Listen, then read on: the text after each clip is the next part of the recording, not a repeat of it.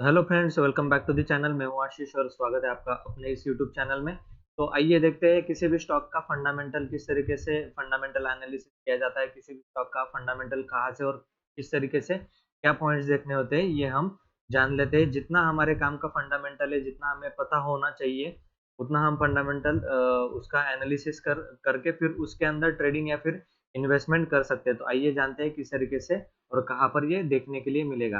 तो सबसे पहले हम आ चुके हैं हमारे यहाँ पर। ये जो टर्मिनल है ये जीरोधा का टर्मिनल है। जीरोधा के टर्मिनल में बहुत अच्छी फैसिलिटीज दी गई है फंडामेंटल एनालिसिस को ट्रैक करने के लिए। तो ये सब कुछ आपके पास इस तरीके से स्टॉक की लिस्ट होनी चाहिए। तो स्टॉक की लिस्ट में यहाँ पर क्या करेंगे, जिस भी स्टॉक का हमें एनालिसिस करना है, मान लीजिए हमें अदानी पोर्ट्स का एनालिसिस करना है, फंडामेंटल एनालिसिस करना है कि कंपनी कितना प्रॉफिट करती है, कंपनी के अंदर शेयर होल्डिंग पैटर्न क्या है, कंपनी के अंदर फाइनेंशियल्स किस तरीके से है, तो हम यहाँ पर देख सकते हैं। तो हमें क्या करना है, इस तरीके से यहाँ पर मोर पर जाएंगे। ठीक है, मोर पर जाएंगे। मोर पर जाने के बाद इस थ्री डॉट्स पर क्लिक करने के बाद आपको नीचे फंडामेंटल्स यहाँ पर देखने के लिए मिल जाएंगे। तो इस फंडामेंटल्स पर क्लिक करने के बाद हमें आपको इस तरीके से एक विंडो ओपन हो जाएगा। तो इस विंडो के अंदर क्या क्या दिया गया है, में जो है वो कंपनी के बारे में ओवरव्यू और एक छोटा सा ब्रीफ दिया गया है कि अदानी पोर्ट्स नाम की कंपनी क्या करती है। ठीक है, अदानी पोर्ट्स नाम की कंपनी क्या करती है, यहाँ पर आप जिस भी कंपनी का सिलेक्ट करोगे उसका यहाँ पर आपको दिखाई देगा। अदानी पोर्ट्स एक कंपनी है जो उनका पोर्ट्स है, पोर्ट्स का बिजनेस और एयरपोर्ट्स को हैंडल करती है। जैसे बजाज ऑटो हो गया, अभी बजाज ऑटो का देखने चाहे तो यहाँ पर दिखेगा कि Bajaj auto limited is a manufacturer of motorcycles, three wheelers and parts. ठीक है, इस तरीके से आपको मिलेगा। अब हमें क्या करना है कि हमें और डिटेल्स जानने के बाद यहाँ पर भी आपको दिखेगा कि मंथली रिटर्न कितना है, -6.46% इसने मंथली रिटर्न दिया है। और यहाँ पर ईयरली रिटर्न आप देख सकते हो, 14% का ईयर ऑन ईयर रिटर्न आप लोगों को यहाँ पर मिला है। तो बहुत अच्छा फंडामेंटल स्ट्रॉन्ग कंपनी है।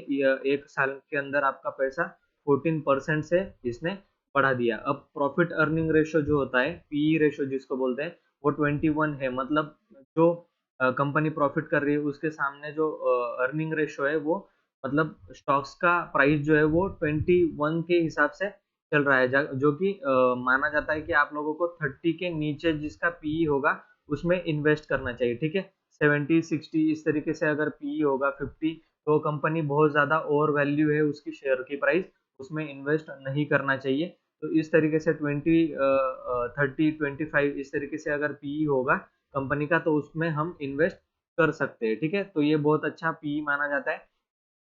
अभी हम लोग क्या करेंगे, सी डिटेल्स इंफॉर्मेशन पे जाएंगे। सी डिटेल्स इंफॉर्मेशन के अंदर हमें ये विंडो ओपन हो जाएगा।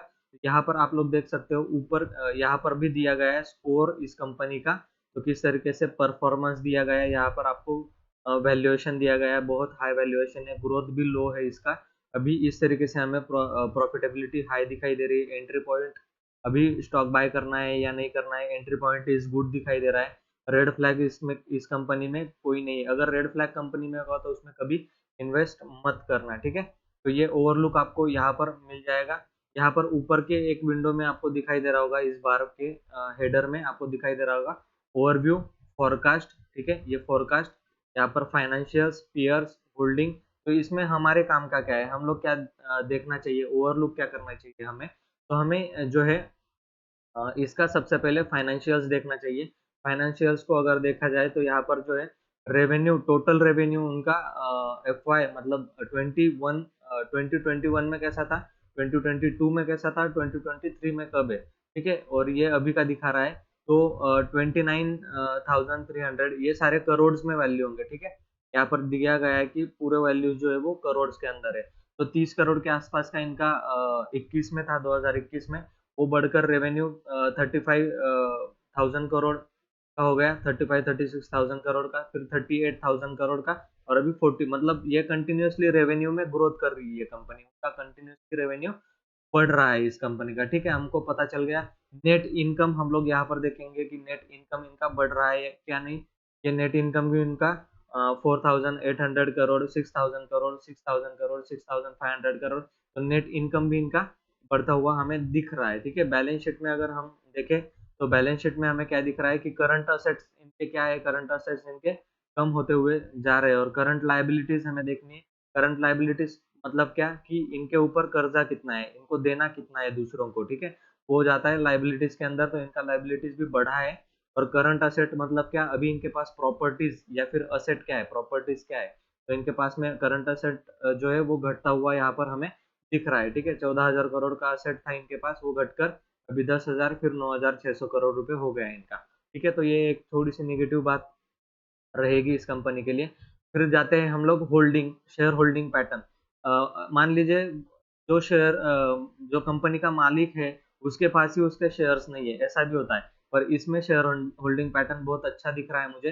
कंपनी के प्रमोटर के पास, मतलब कंपनी के जो प्रमोटर्स है जिन्होंने इन्वेस्ट किया है, जिनकी कंपनी है, उनका जो यहाँ पर स्टेक है वो है 54%, मतलब 55% इनका स्टेक यहाँ पर कंपनी के अंदर है। मतलब ये अपने कंपनी को अच्छे से चलाना चाहते हैं, यहाँ पर इनकी होल्डिंग बहुत ज्यादा है। कोई कोई कंपनी के मालिक ऐसे होते हैं कि पूरा स्टेक अपना दूसरों को बेचकर वहां से एग्जिट कर जाते हैं, क्योंकि उनको अपनी कंपनी पर ही भरोसा नहीं होता, बिजनेस पर ही भरोसा नहीं होता। पर यहाँ पर वैसा नहीं है, मालिक के पास अच्छे खासे शेयर है, म्यूचुअल फंड के पास 3-4% के आसपास शेयर है, और डोमेस्टिक इंस्टीट्यूशन इन्वेस्टर के पास भी इसका 6% का स्टेक है। फॉरेन इंस्टीट्यूशनल इन्वेस्टर ने भी इस कंपनी में इन्वेस्ट किया, और रिटेलर का भी यहाँ पर 21% का स्टेक है। तो एफ का भी 13% का स्टेक है। ओवरऑल इसका जो भी बड़े इंस्टीट्यूशन या म्यूचुअल फंड होते हैं उन्होंने यहाँ पर कंपनी में अपने शेयर्स खरीद कर रखे हैं। मतलब ओवरऑल ये कंपनी अच्छी ग्रोथ करने वाली है, और यहाँ पर इनको ग्रोथ के चांसेस आपको दिख रहा होगा। प्राइस भी बहुत अच्छा बढ़ा है। फिलहाल ये प्राइस गिरा हुआ है, तो आपको ये जब भी प्राइस 200 300 400 रुपए गिरा हुआ मिले तो इस कंपनी में आप इन्वेस्ट कर सकते हो, बहुत अच्छा है। इस तरीके से आप हर एक कंपनी का यहाँ से आप लोग कर सकते हो, ठीक है। बाटा इंडिया का इस तरीके से फंडामेंटल्स में जाकर आप देख सकते हो। यहाँ पर सी डिटेल्स इन्फो में ऊपर राइट हैंड साइड में दिया गया है, तो यहाँ पर आप देख सकते हो फाइनेंशियल्स, पूरे इसके इसके फाइनेंशियल्स किस तरीके से है।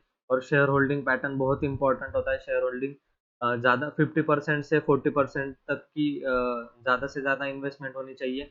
आइए हम लोग अपने फेवरेट रिलायंस को देखते हैं कि रिलायंस में किस तरीके का इन्वेस्टमेंट यहाँ पर पैटर्न हमें देखने के लिए मिलता है। तो अंबानी भाई साहब के पास कितने शेयर है, हम लोग देखते हैं कि उनके पास कितना अपने कंपनी का हिस्सा है, ठीक है। तो 49.11% उनका अपने कंपनी का हिस्सा अपने पास है।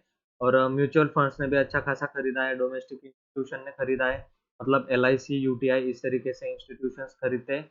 और फॉरेन इंस्टीट्यूशन का इसका फेसबुक ने भी इस कंपनी में इन्वेस्ट किया है। तो कंपनी फंडामेंटल वाइज बहुत अच्छा है, 21-22% का स्टेक है। इस तरीके से आप फंडामेंटल ओवरव्यू देखकर आप कंपनी में इन्वेस्ट कर सकते हो, और अपने इन्वेस्टमेंट को बेस्ट कंपनी में, प्रॉफिटेबल कंपनी में यहाँ पर लगा सकते हो।